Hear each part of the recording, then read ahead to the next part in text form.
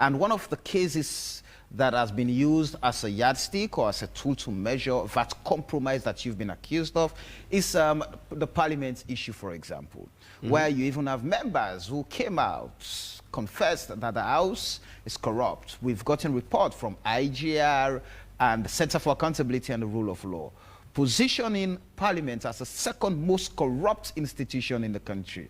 But the ACC came in, investigated, and tried to put systems and processes and found no one wanting for any corruption. That many believe was a big compromise from the Commission's point. But that's the point. Your idea of compromise is what has been compromised. The ACC has a mandate under Section 7 of the Anti-Corruption Act.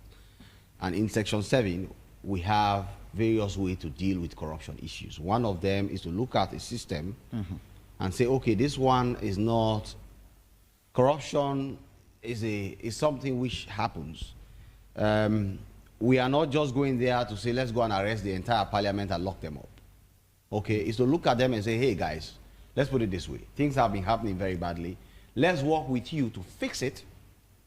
And when we fix it, if things now go out of the way, we can be able to arrest those who are involved because we can identify, for example, when that issue came up, the honorable who you said came up and said that parliament is corrupt. When we invited him at the ACC, he went and denied everything.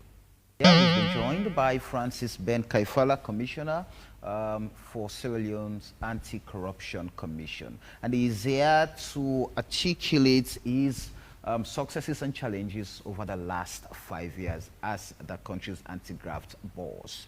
And they recently commissioned ACC-owned building. Good morning and welcome to the show, Mr. Commissioner. Very good morning to you, Samuel and Phoebe.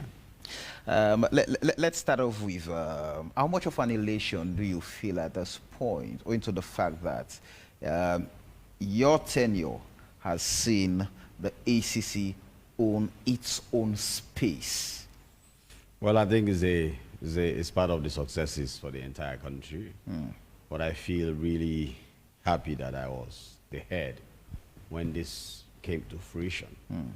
But more generally, I think it's a very good thing for the Sierra Leone as a country to have an edifice of its own, dedicated to fighting corruption for a very long time. Where does it put the fight now that you have a comfortable space? Where does it put the fight against graft? I think it's a very good thing because the very amazing staff of the ACC who have been doing very well for the country needed that kind of thing. You know where we were? We were cramped in Cathedral Hall, which was not specific purpose built for an intelligence-based institution like the ACC. And it was an old building that goes almost 100 years ago. It was smaller, the spacing, even the corridors were smaller, the ventilation systems were not proper. And because of the age, we were dealing with things like leakages, pests, rats, a lot of cockroaches and other things like that. So the staff have moved into a new building. If you look at that building, it's not just the way we design it, giving it very modern facilities, ventilation system, lighting systems, lifts, and access and space, but also where it is standing. It's one of the most beautiful, iconic spaces in Freetown. At Tower Hill, occupying the space where you have the sea view, you can see Deepwater Key, and you can see from Central to Eastern Freetown, and you can see from a college up the hills, which is all green. So even psychologically, just going to the window and watching out, the atmosphere is amazing for work. I think that it will impact the output of staff who feel happier to go to work every day and who would definitely have the space to do a lot more for themselves and for the country. Let's talk about the structure itself. What did it cost in total, and how did the ACC put the resources together to put that structure up? The structure is 100% funded by the government of Sierra Leone. It's from allocations that came from the Consolidated Revenue Fund, based on the certification system. The Chinese contractors, Goji, who we gave the contract, using our local consultants, Ideas Sierra Leone Limited. They basically do what has to be done. They provide a certificate to us to say, we have built the second floor, and it's now complete. The second floor, we forward our certificate to the Ministry of Works. The Ministry of Works, together with our consultants, Ideas Sierra Leone Limited, come and assess to confirm that that work has been done. And then we forward the certificate to the Ministry of Finance, who also do their own assessment on everything, audit it, and then they make the payment to us, and then we pay to the contractors. As it stands now, there is an outstanding certificate which has to be paid. I do not have the total figure, but I can tell you that it's a very amazing building, but built with very minimal resources, taking into consideration the certification system worked very well. About the overall cost of the entire structure itself, what's the estimation? Around what numbers? No, I don't have it. Unfortunately, I don't have it. And I don't like to call figures that I don't have, but I can tell you that we'll make that public very soon, because the assessment is being done now, now that we've completed, and then we'll inform the public generally what it costs to to bring the building up. Away from the structure now, let's look at the fight against corruption. You've served as the commissioner of the Anti-Corruption Commission throughout President Bio's first time in office. Correct. As you sit this morning to reflect on your work as, you know, the head of the commission, how would you rate your term in office? I think my time in office has been characterized by some of the most successful, I would put it, campaign against corruption in many ways. We have seen the four pillars upon which the fight against corruption, all of them have been moving together with immense success. I mean, in terms of convictions, successes in court, in terms of asset recovery, all of them are at a record high. Public education has been at its best ever. We have some of the most amazing public education and public relations outfits at the ACC, and the general awareness on corruption and knowledge on corruption is at its best. Prevention, we've been doing a lot of systems, processes review under the mandate of prevention is better than cure, and that has helped. So generally, I can tell you that if you look at the way how everything has gone, every index in the world on the fight against corruption, both local and international, confirms that we are our best ever. If it's a score, we are our best score ever. Transparency International has seen us jump 20 places within these 5 years, which really is a magic. To jump 20 places upward. MCC control of corruption, we moved from 49%, we went as high as 3%, and now we sit at 79%. And Afrobarometer confirms corruption prevalence has reduced from 70% to 40%. So, Phoebe, what I can tell you is, corruption is a difficult thing to fight. It's an insidious thing, but where we are today is the best ever, and I feel very, very happy that we have done what was promised to make corruption unfashionable. We all agree that in those days when people were corrupt, they were proud about it. Today, we are not saying that we have killed corruption entirely, but you have to be very brave and to look over your shoulder before you can engage into it. And that is the beginning of the transformation that we want for Sierra Leone. And these 5 years has been some of the most successful campaigns against corruption, not just in Sierra Leone, but more generally in Africa. You see that other countries are even coming to learn from us. We've had visits from Gambia, Uganda. We've had visits from Liberia, Guinea, other countries, Malawi, coming just to study how we have built our campaign to change the story of Sierra Leone from one of the most corrupt countries in the world just 5 years ago to become the beacon of hope in Africa when it comes to changing the destiny of the fight against corruption. So I am a very happy man. On the flip side, there are people who have accused you of paying more attention to members of the opposition. But then President Bio, during the inauguration, amongst the three wars he said he was going to fight, corruption stood out. And as the ACC boss, it's your responsibility to help the president in that area of the fight. How much have you been able to keep track of corrupt practices within the administration of President Bio? Phoebe, let's put it this way. the past government left office in 2018, and a new government came. And we started a campaign against corruption. Yes, there were absolutely corrupt elements in the past government. Their corruption was stinking. In 2013, Sierra Leone was declared the most corrupt country in the world. So it is not even gainsaying that the past government was extremely corrupt. And I became commissioner at the time of the change. Of course, there were elements in the past government who I had to go after, and we did very strongly. Recovered from them, some of them were prosecuted and found guilty in court and things like that. But let's look at it this way. Look at how President Bio's tenure has been successful with the fight against corruption. If Afrobarometer says in 2019 that corruption prevalence has reduced from 70% to 40%, would you say that that success, that reduction is happening because we are going after the past government? If Transparency International says that Sierra Leone is now ranked, we were at 131 in 2017. Today, we are at 110 in Transparency International rankings. Would you say that that is happening because we are going after the past government? When Center for Accountability and Rule of Law did their survey of corruption prevalence in Sierra Leone in 2020, and they came out to say that corruption has indeed reduced in the public service in Sierra Leone, and they said that the confidence in the Anti-Corruption Commission has jumped from 19% to 92%. Would you say that we are doing that by going after the past government? What I can tell you is this. There has been a sustained political agenda to hijack the capital we have in the fight against corruption and weaponize it for the purposes of the opposition. So they are there. They have left office 5 years ago. No one is interested in them anymore.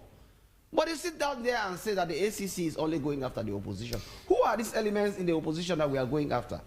All our systems reviews, all these audit reports that are coming out that we are going after people recovering. Even now, tomorrow, I am about to hand over a check of 10 billion euros to the president of Sierra Leone. That money did not come from members in the opposition government. It came from people in this government who are behaving badly, who went after and recovered money from. The people who are standing trial at SLMA, other institutions, are not people in the past government. So what I can tell you is, look, you have to filter propaganda from reality.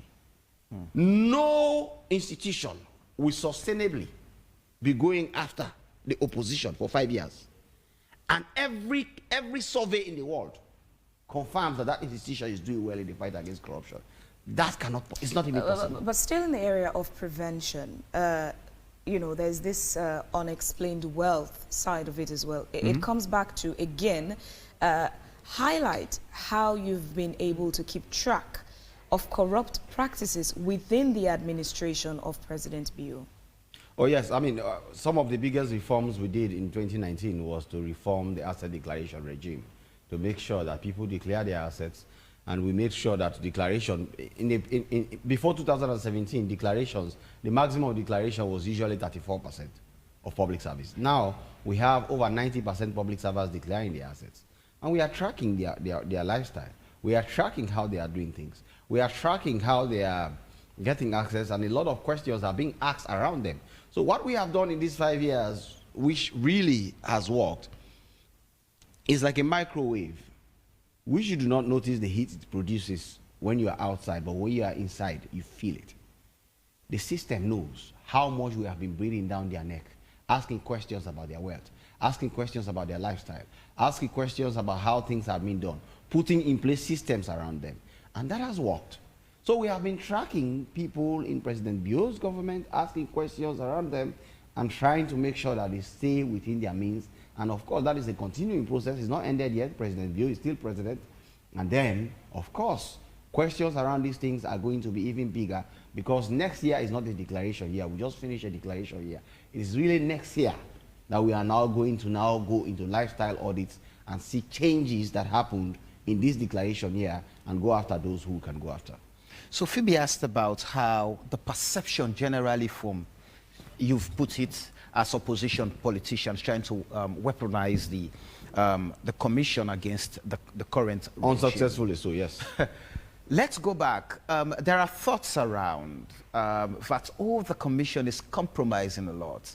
And one of the cases that has been used as a yardstick or as a tool to measure that compromise that you've been accused of is the parliament issue, for example, where you even have members who came out, confessed that the House is corrupt. We've gotten report from IGR and the Center for Accountability and the Rule of Law, positioning Parliament as the second most corrupt institution in the country. But the ACC came in, investigated, and tried to put systems and processes and found no one wanting for any corruption. That, many believe, was a big compromise from the Commission's point. But that's the point. Your idea of compromise is what has been compromised. The ACC has a mandate under Section 7 of the Anti-Corruption Act.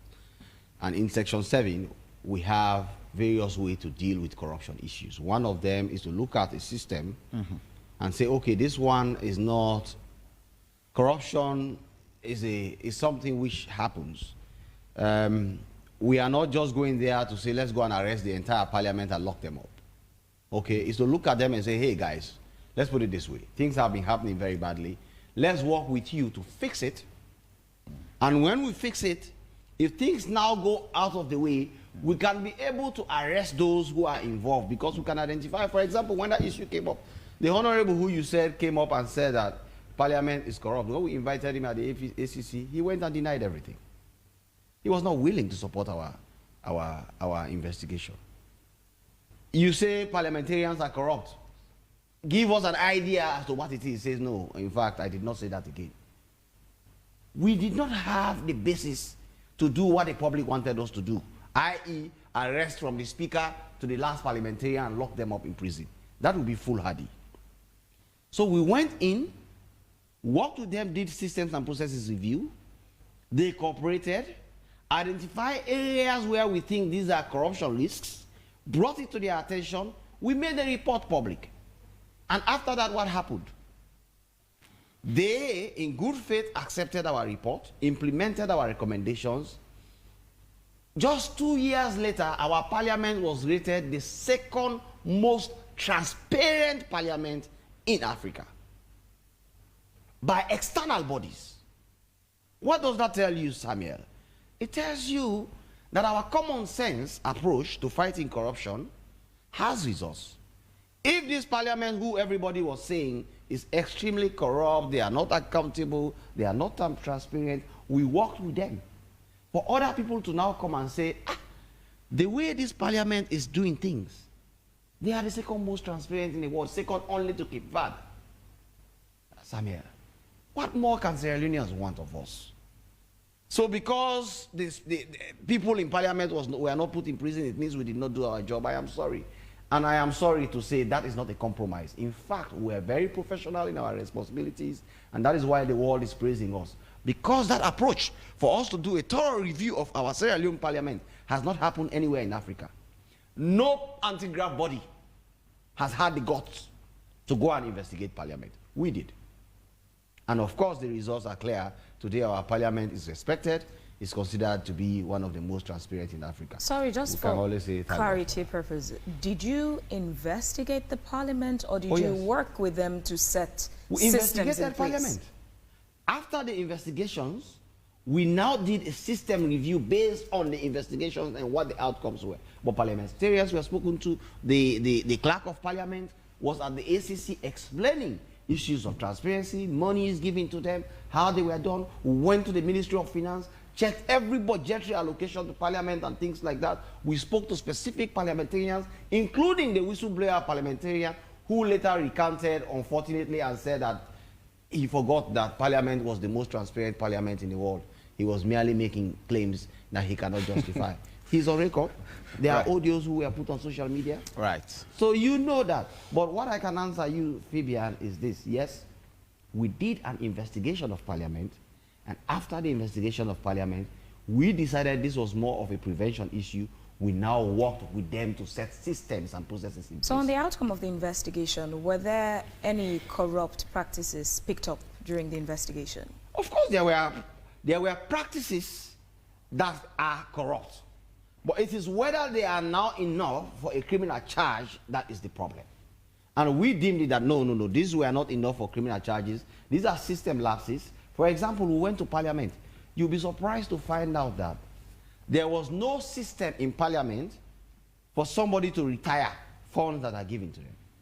So they give you money, you know, remember they had this constituency development funds, which they give you 65 million to go and do development in your constituency. There was no system for you to come back and say, this is what I have done, and there was no system for somebody to go and verify that that money was used value for money. It is now that we went and put up that system with them. So how are we going to arrest somebody and put him in prison for that? Because he was given 65 million. Most of them, we go to them, they said, oh, I was giving money to build an office. Let's go ACC, I will show you the office. The office was there. I was giving money to rent an office. I rented an office. Let's go, let me show you the room. They went, they show us the office. But because there was no system, it's easy for them to say they have stolen the money. That's the problem. You mentioned that what the corrupt practices you picked up were not enough for a criminal charge. At all not. At what point is corruption ripe for a criminal charge? When it amounts to a crime. And to amount to a crime in law is a very complex affair. There is what we call the mental element, the actus reus, your action has to coincide with your mental element.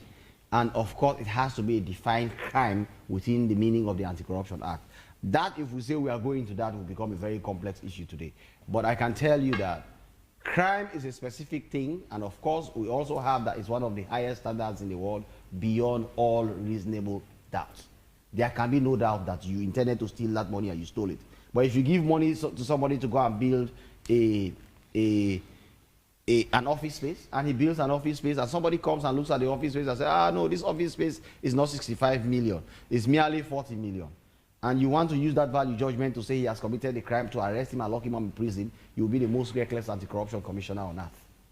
But if you put in place system to make sure that there is a value system to check that this money given to him, he does what he has to do, like I was talking about the construction of the ACC building, a certification system where we take the certificates to the Ministry of Work, they come and value what you've done, and then they certify to the Ministry of Finance that the work that has been done is in line with the certificate and the Ministry of Finance pays. That is a system.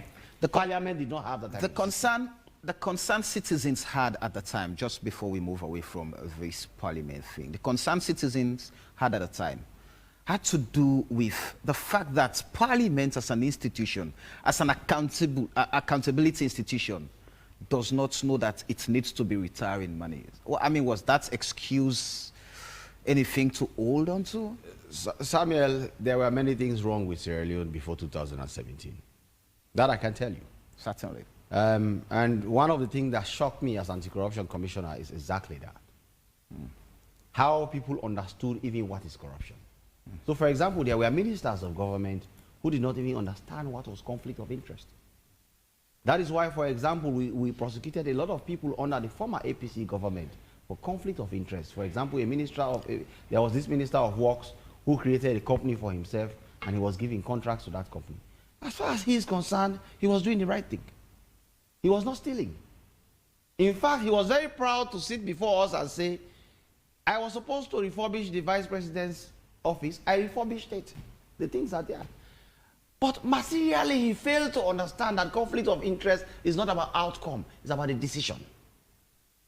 And we have to go on a serious campaign. That is why I have told you one of the pillars of our fight against corruption in these 5 years that has been very successful is how well we have educated the public on what is corruption and how it works. So you are right. Parliament did not have a system. Honorable Paran Trawali, who was the clerk of Parliament, came to me in my office and we sat down. And he said, Ben, these things you people are raising up now, we understand. But if the system is not there. I remember when we arrested the accountant at Parliament. We actually arrested him from his house by the Scorpio Squad, and he was brought to the ACC, the accountant. And he sat there and said, look, these things, there were no system. So if you ask me for documents for these things, I don't have them. As an anti-corruption commissioner, are you going to say, oh, lock him up in jail because he did not know? No. You tell him what is to be done, you help him to fix it, And if he now goes against that system that you've put in place, you can arrest him. By then, he would have reached the element of corruption that Phoebe was asking about. It means he knew what he was doing and he went against it. So in this context, ignorance of the law does not come into play. Ignorance of the law is a different thing. Ignorance of the law deals with the existence of the law that you are not aware of.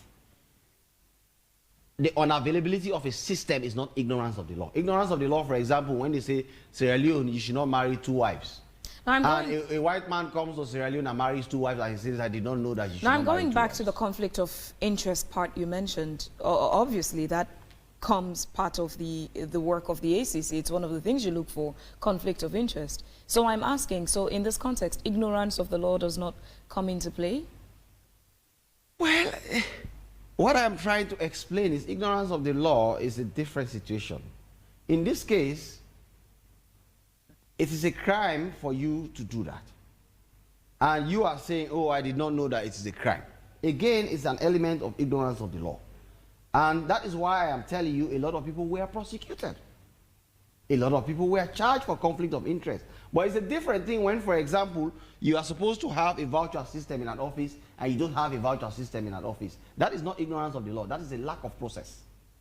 So it does not amount to, for example, conflict of interest when you do not have a voucher system in your office. It's just that either because when you inherited the office, you did not meet it, or your supervisors did not properly tell you that this is what's supposed to be done, or more generally, the accountability and oversight institutions did not do what they had to be done to bring these things to the attention of the public. And that is why, for example, if you look at the reports and surveys that are coming out on Sierra Leone, on the fight against corruption, I take my time to go through them. So, for example, Afrobarometer, when they say corruption prevalence has reduced from 70% to 40%, now there are nitty-gritties of that. You have to take, for example, they would take, for example, civil service. They said corruption prevalence reduced from 73% in the civil service to 32%. And they give you the reasons for it. And one of the reasons they said for it is what? Systems. The introduction of systems. NRA, for example. Corruption prevalence at NRA was 80-something%. Afrobarometer in 2015, when Afrobarometer did the survey, when they came back in 2020, they now said, no, corruption prevalence has reduced to 33%. Do you know why? The Asikuda system. When they came at that time, people were sitting down on decks, collecting money from people, putting it in a bag, and they had to take the bag and take it to the bank and put it in there. When they now came, they met a system whereby there is limited human-to-human interaction. They give you a voucher, they give you a receipt, you go to the bank and pay, you bring your receipt system, it is processed through the system, and then it is passed through. That is corruption reduced immediately. As long as you are giving people money to put it in the bag and take it to the bank for themselves, there's a tendency for that money to end in their back book. And that has happened a lot in Sierra Leone now. A lot of things that were happening where there were human interactions, we have removed opportunities for corruption, we have reduced incentives for corruption, we have removed the means to commit corruption. And of course, we have reduced monopoly in the system so that one person cannot take decision on accountability issues. There is usually a body of people who are responsible for it. So a lot has changed really in Sierra Leone, and for which we are very proud, and Sierra Leone should be very thankful. Let's talk about the audit report that you've used as a source to go after people who have answers to give in terms of accountability. Now, before now, we've always had issues between the Commission and Parliament, that Parliament must first give a green light to the Commission before you venture into the report. But you've been able to go into the report, I mean, whether Parliament gives a green light or not, and we've seen some gains in that light. How has it been that Parliament has not been debating the report since 2016, 2017, until today? But you've been able to go into the report, into those reports and getting some monies for the country. How has it been using that document as a source? Well, Parliament, first of all, the Constitution gives Parliament the reporting of audits is done to Parliament, and it's their primary responsibility to take action on it through the Public Accounts Committee. So the conflict was, how then would the ACC be investigating these issues when the Public Accounts Committee has not considered them or they plan to consider them. So what we did was to go to Parliament and to convince them that, look, the ACC was a creation of Parliament. We are doing a continuation of your work. We are not taking away from you. And of course, we cannot do it without your permission. You already gave the permission when you passed the Anti-Corruption Act. We set up the ACC. And this was very convincing to them. They understood. So we said, look, whenever audit reports come out, we analyze the audit report for them. We reduce the issues into issues that are system issues, issues that are direct corruption, issues that are this and this, and we do that report, we present it to them. They usually review it and they say, oh yeah, Francis, these ones are clear-cut corruption, you deal with them. We will now deal with the other issues. And that collaboration has worked. That is why you notice that the way how Parliament used to go after ACC reduced in these 5 years, because we made it into a collaborative effort, not necessarily challenging them, but making them understand that we are all on the same page. We just want good for Sierra Leone. Most times, all this report comes out in December when Parliament is already on recess. They come back sometime in February when the public has already bashed that nothing is being done about all these reports, 99 billion stolen, all the negative reports on Sierra Leone. And we told them, if we do not fill this gap during that period, it will damage the overall accountability regimes in Sierra Leone. It will reduce your impact, and of course, it will reverse all the gains we have made in terms of transparency and accountability. And of course, for example, the former Deputy Speaker, who is the chair of the Public Accounts Committee, Honorable Segepo Thomas, was very understanding of this issue. And most times, he will call me and say, it's better that you people intervene. Because, of course, by the time we come back in December, the public will have killed us. They would have finished us. But they still come back and do their work as Public Accounts Committee. That's how good this worked. Procurement has always been the biggest bottleneck in terms of corruption in Sierra Leone. For many people, where there is procurement, there is always corruption. So how has that helped in the fight, especially looking at your partnership or collaboration with the National Public Procurement Authority? Oh yeah, we have had very good relationship. In fact, remember we amended the law in 2019, whereby the National Public Authority can refer issues to us directly. And if they think that a particular contract is so corrupt, laden with corruption, the power was given to the Commissioner of the Anti-Corruption Commission to stop that contract from being signed. And anybody who goes ahead to sign that contract can be arrested and prosecuted summarily and found guilty. That law became a serious deterrent in the system, because nobody wants to face that consequence. And thankfully, nobody faced that consequence. When the Public Procurement Authority says there are issues with this contract, wait for us to review it before you sign, invariably everybody waited, because they knew that the ACC was on standby. And usually the head of that institution, Chief Ibrahim Brahima Soare, will always call me on the phone, who will discuss things on the phone. He will do letters, he will copy me in the letters, and I will call him and say, we are on standby. If you want us to come in, we can always come in. And they have been doing an amazing and fantastic job at the Public Procurement Authority, and that has helped save this country billions of euros. They usually put out their report, which they make available to me, which shows how much billions they have saved Sierra Leone by their intervention to ensure that bad contracts don't go ahead. Have we had any situation where, for example, now the law provides that the ACC can intervene if a contract is being given and you realize that there are things wrong with that contract, you can terminate, you can stop it and investigate? Have we had any situation since that law came into effect? No, we have not. ACC has not used that power at all. And like I said, that is because the Public Procurement Authority has been very active. They copy us in their letters. Sometimes I myself take a phone and call the person and say, look, I have seen this communication between you and the Public Procurement Authority. Do not proceed. If you proceed, the consequences are very serious. And it's in the law.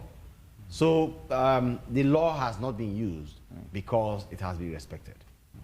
So what are the challenges at this point? Because for many, corruption is a perception factor. Because many people feel and understand that, oh, we're making gains. You also have quite a good number of people who feel that this is just a show, it's a facade. The fight against corruption, all the indices we're seeing that we're scoring high, doing good. At the national level, we're not seeing those things happening. Like Phoebe mentioned earlier and you responded, oh, Ben and the commission, they're just going after those who are said to be people who challenge the system. So what are we doing in terms of how do we address some of these challenges to change that perception with the realities on ground? One thing I can assure you is that we have made corruption very expensive in Sierra Leone. And the more expensive corruption is, it becomes a high risk and low return venture. So it is risky for you to engage into it. And when it is risky for you to engage into it, the returns as well are low, because when we catch you with corruption, that is why we are taking back the money first from you before we even talk about prosecuting you. So if they say you stole 10 billion, we take the 10 billion from you first, we keep it at the ACC. Then we now say, okay, what do we do with you? So when corruption has been made a high risk venture, people at the top are more afraid to get involved because their reputation could be damaged. Our press releases that we put out are some of the most feared in Sierra Leone. I tell people that people are afraid of that press release more than prison. Because I know how many people go to my office and lie down flat on the ground to beg, to say, I am begging you, please do not put out a press release on this issue. Because their pastors will hear, their imams will hear, they are the ones who have been presenting, their children are in private schools, their colleagues will see the thing on social media, they don't want it.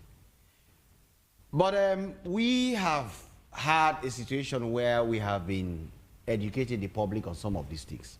So for example, you will sit down and somebody put out a release saying that somebody has taken per diem and therefore the person is corrupt, ACC should arrest him. But per diem is not a crime. Even I, ACC commissioner, when I travel, I am paid per diem. So that is part of the thing. People's understanding of what is corruption, what are the elements of crime within the Anti-Corruption Act, and how they can be used against people is one thing that we have to keep educating them on, because they are misunderstanding it. So also, social media today has become a serious burden. Anybody can just sit down and write that this person is the most corrupt person on earth. He has built 15 houses, he has bought 15 cars, his children are in private hospitals, schools in England and everything. You now call that person, come. Give us something to establish that indeed what you are saying is true. No. And what Sierra Leoneans don't know in these 5 years, I signed a contract with a company in England. Powerful intelligence company. They are on the back end, checking every public officer in Sierra Leone, from the president to the last man, as to how their finances are moving across the world. If they buy a house today, we'll know. If they spend money on anything, we'll know. Because that institution is a powerful intelligence-based institution. They are called intelligence sanctuary. And based on that tracking you have, Yes. no government official has bought a property that they cannot legally account for the source of the funds? No government officer. No government officer has bought property. Most people who are buying property are private people. And what we are checking is to check the connections of those private people to people in government. So yes, we have some private people who we have flagged, either because they have a relationship with somebody in public office, and we believe that the purchase of their properties in England, for example, or in America, for example, could be linked to a public officer in Sierra Leone. And we are trying to investigate that. But to say that somebody in Sierra Leone who holds a major public office has been able to buy property overseas, that intelligence report which you have, which I have said is a very powerful report. One day you people visit my office, I will show you some of this report. You will see it yourself. It's very powerful. And we are watching to see what is happening. But this also tells you that what the public thinks, that we are just sitting down there allowing people in government to do whatever they like, it's not true. Indeed, the President Julius Maada Bio, promised that he was going to make corruption unfashionable, that he was going to empower the ACC to do its work, and lo and behold, President Bio has delivered on this. And when it comes to transparency and accountability, no president has ever given that kind of free will to do our work like President Bio has done for the people of Sierra Leone. Commissioner, we've spoken about corruption within government setting. But corruption cuts across from the education sector with pupils and teachers and school administration, even drivers and traffic police officers. On that lower level, so to speak, how's the fight against corruption? Yes, I mean, look, fighting corruption at the lower level is the most difficult. It's the toughest. One, because the public has sympathy for them. In Sierra Leone, for example, it's easy for them to say, oh no, you are leaving all these other people who are doing all this stealing and you are coming after these people. But what they do not understand, that those people are the ones who eat the foundation of the country by chopping. It's like, you know, the box. They eat the foundation, the house is standing, and anytime it can crumble. So what we have done is to deal with those types of issues two ways. One, public education. We continue to educate them and enlist the public to help us in understanding that their actions are bad, that they should not do it. But the second way also is to go very strongly against them, to set examples that will make others to be afraid. That is why you find out that the Scorpion squads, for example, were involved very heavily with examination malpractices and things like that. We have not let them to do whatever they can. We are still working on it, but it's the most difficult because there are more of them. And the kind of corruption they engage in, for example, a traffic police officer, imagine how many junctions you have traffic police officers in Sierra Leone. There are 300 ACC staff countrywide. How many can we see ourselves? But it's easy for members of the public to film a traffic officer stealing money and they say ACC is doing nothing. But ACC is not even aware because we are not there. We are not the FBI. We don't have the sophistication that other institutions that fight corruption and such crimes in the world have. But there are instances when citizens have, so to speak, presented an evidence to the ACC through the social media. I can recall a couple of months back, there was a video of an officer collecting a bribe from a keke rider. That is video, that's proof. Yeah. In such instances, what does the ACC do? In such instances, we have a very good relationship with the police. In fact, I myself forward those videos to the Inspector General of Police and ask him to take action. And invariably he has. If you go to the CDIID, based on reports we have forwarded either by way of referrals or by just simple means like that, people send those videos to me, and I sent when IG Sovula was there, but even when the current IG is there, I just forward to him. Trust me, he gets back to me and says this officer is now being tried by the police tribunal, and later sometimes he comes and says either that officer has been transferred, or he has been stripped, or he has been dismissed from the police.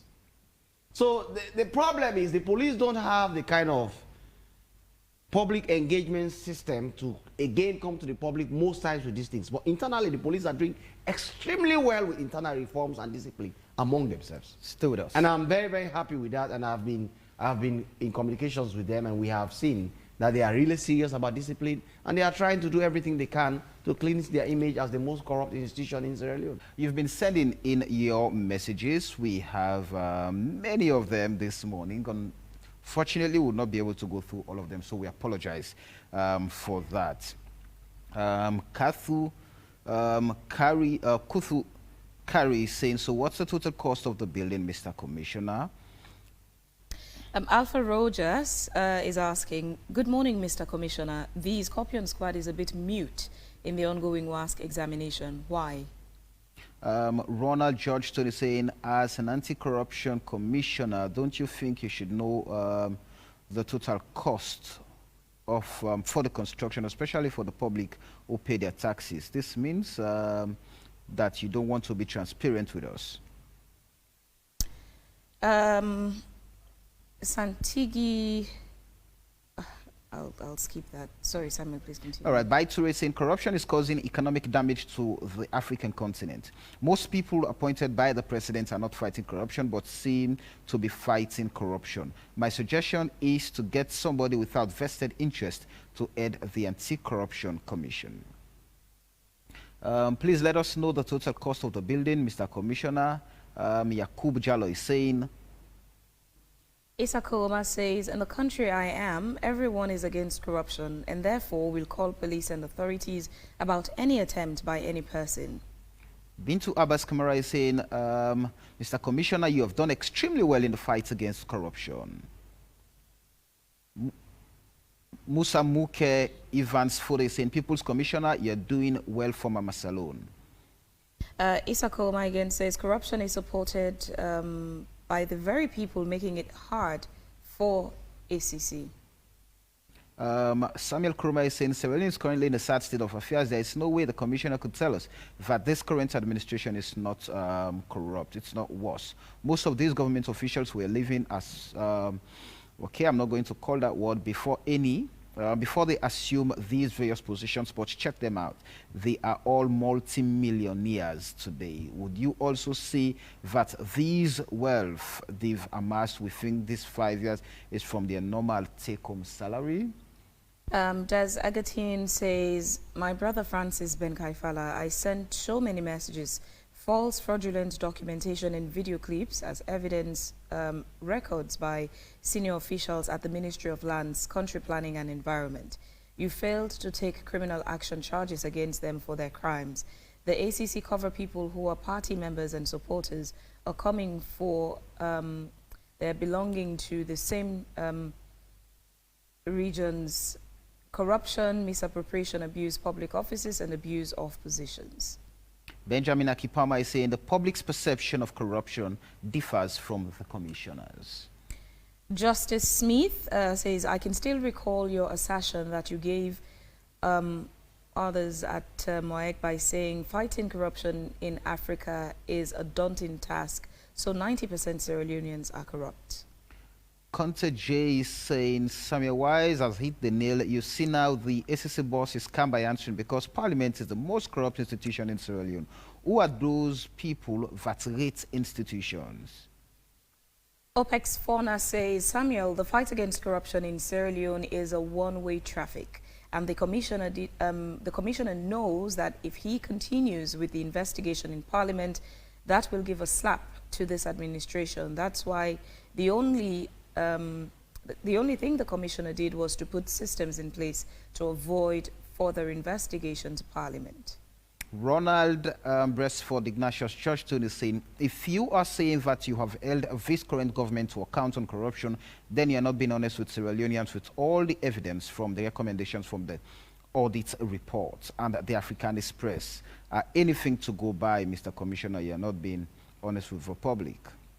Elizabeth Masako says, has the ACC looked into the ECSL standard production of ID cards? Robert Andrewson is saying, this guy is really a material to Sierra Leone. Respect to you, sir, Mr. Commissioner. Honest by Raymond says, ACC boss is not honest with his work. He never looked at issues that has to do with corruption in various institutions, especially in the office of ECSL. Only honesty can save Sierra Leone. We would like to also see you publishing the names of all those who are paying to the ACC for corrupt practices so that citizens would be able to shame them, that from Bintu Abbas Kamara. Alpha Rogers is asking, good morning, Mr. Commissioner. The Scorpion Squad, okay, I read that already about the ongoing WASC. I think we'll take a few more messages. We have hundreds of them this morning.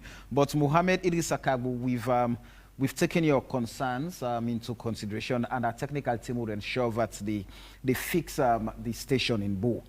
Yeah, they'll fix it so that you start getting us again. Chris Tucker is saying, why does this mean perpetually raise his voice? His body language reveals a lot. He is arguably the most, okay, too hard, I can't go through. Orator Madaswari says, Mr. Commissioner, may God continue to bless you and your entire staff. You have done a great job in this country. Elizabeth Masako is saying, Mr. Kaifala, what have you done regarding the public confession of the former bank governor that 800 billion new loans got missing? I think we'll have to take a pause on the messages for now and so get your many response. of them, hundreds of them. If time permits, we would go for another round of messages. And this is what I like about the fight against corruption. It's interesting. People are interested. Right. And no matter what their perceptions are, by reading the messages you see, it's a divisive thing. Right. There are those who are so happy with what you're doing that they want to even kiss you when they see you in the streets. And there are those who are just unhappy, and there's not much you can do about them apart from keeping educating them bringing things to their attention. And of course, I have always said it, and you, Samuel, and I discussed this, and I told you about what we call chronic societal cynicism, Right. where the population has suffered from prolonged breach of social contract, that they have become cynical. And even when you are pointing A to them, and it is actually A, they prefer to see it as B, and they will filter whatsoever you give them, and they will tell you. So they are asking questions on things, for example. So, for example, there's this one asking about the bank governor's assertion, which we investigated and put out a report, and you are aware that we put out a report to say exactly what happened in that situation. But whether or not they are listening to what you have been saying is another thing. And there are many questions they ask, really, which straightforward, either we have already investigated them, or we took action, or we have recovered, and things like that. And there are others who are asking about perception. Their view is very correct. Perception is a difficult thing to deal with. Right. If somebody thinks that you are an ugly man, no matter what you do, sometimes you can even put makeup and the person will still think that you are ugly. There's nothing you can do. But you will continue to be who you are, irrespective of what somebody says. So these are all things that we understand. I know that corruption is measurable, and that which is measurable is doable. And I know that every measurement confirms that we have been doing great with the fight against corruption. Every fact, every data. I know for sure that we have done more about the current government, making sure that they do not destroy the plans of the government under His Excellency President Dr. Julius Maada Bio. And of course, I know for sure that the political will to fight against corruption has been at its zenith in Sierra Leone. The president and his government have allowed us to do our job, and all we can say is, let's keep it going. Sierra Leone is in a great place. We are jumping in Transparency International. We are gaining respectability. If today Sierra Leone has been is sitting in the Security Council, the highest point in the United Nations, as a non-permanent member, is because they see that we have taken our destiny very seriously, and in 5 years we have done things to launder the image of the country, which is what, by the way, the president asked of me. When he asked me to become commissioner, he said, Francis, I want you to help me. Let's launder the image of Sierra Leone. And we have. If today we are sitting in the Security Council, we are in all kinds of organizations. I told you, Sierra Leone has become the place where people are coming to learn about anti-corruption so that they can go and implement our policies. We have some of the best asset declaration regimes in Africa.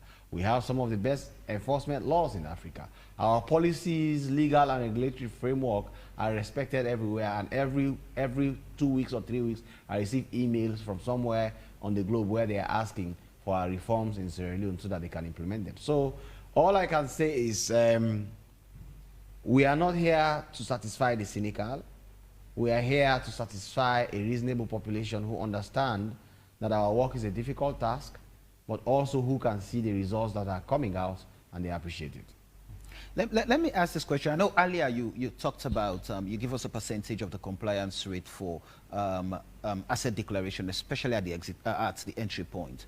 But what's the compliance rate at the exit point, those who've left office? The compliance rate at the exit point is difficult to gauge now, because people in office don't usually just leave office every day. I mean, for example, in the government of President Julius Bio, how many ministers have been changed? So it's a very few.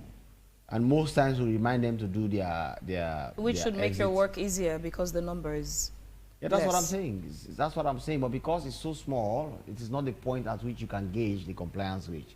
You have to wait to see, for example, after this election, and there's a turn, many people are going to lose their positions for sure. Either they finish their tenure, either they are not reappointed into offices, either new people are appointed to replace them and things like that. Then the exit is going to be higher. And then, of course, you can then rate how well that exit declaration rate is happening. For the asset declaration itself, for people who are in public office, I can tell you the declaration rate is now about 90%, which is the best anywhere in Africa. Right. For people in office to declare their assets is one of the most challenging things in Africa. But Sierra Leone has found the magic wand when we reform the law and then introduce those administrative sanctions, because if you don't declare, we seize your salary. After 3 months, we dismiss you. We'll come and to after 6 months, we'll come to you are shortly prosecuted. to round off the conversation, Mr. Commissioner. as it stands now, what would you consider to be the biggest achievements in the last 5 years in the fight against corruption for you? I think the biggest achievement really is being able to launder the image of Sierra Leone.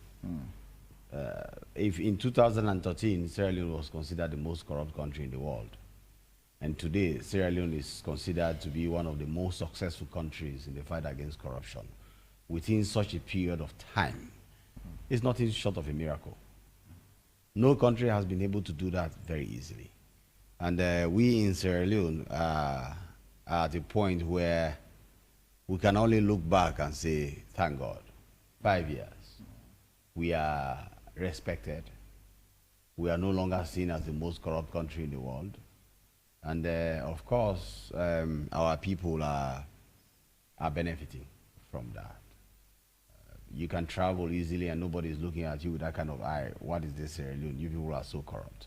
And I remember the president did tell me this when he became president. He said, everywhere I go, people are asking me, what am I going to do about corruption?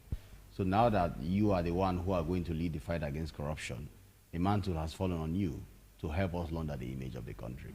And today I can look at him in the eyes, and you saw when we went to the launching of the new ACC building, we discussed this at length.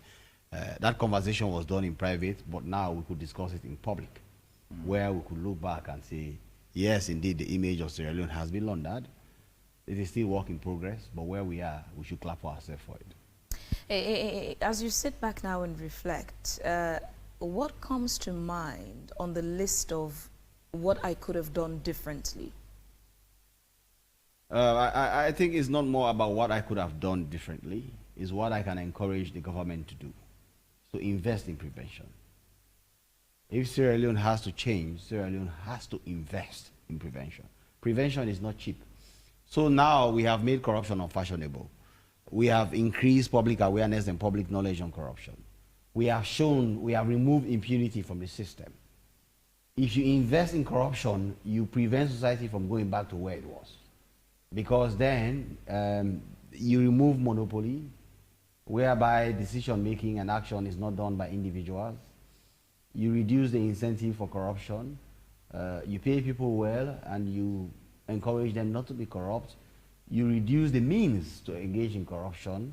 That is, for example, if every payment system in public offices is by receipting system, you pay into the bank, you bring the receipt, you reduce the means, because how then can a person do it? If you go to the bank and withdraw money, you leave audit trails. It's easy for you to be arrested because you provide an ID card before you take money. So you do that. And of course, and most importantly, we have tried to hold people accountable, which was one of the problems we had before. We had good anti-corruption laws, they were not being enforced, but now the enforcement is very strong.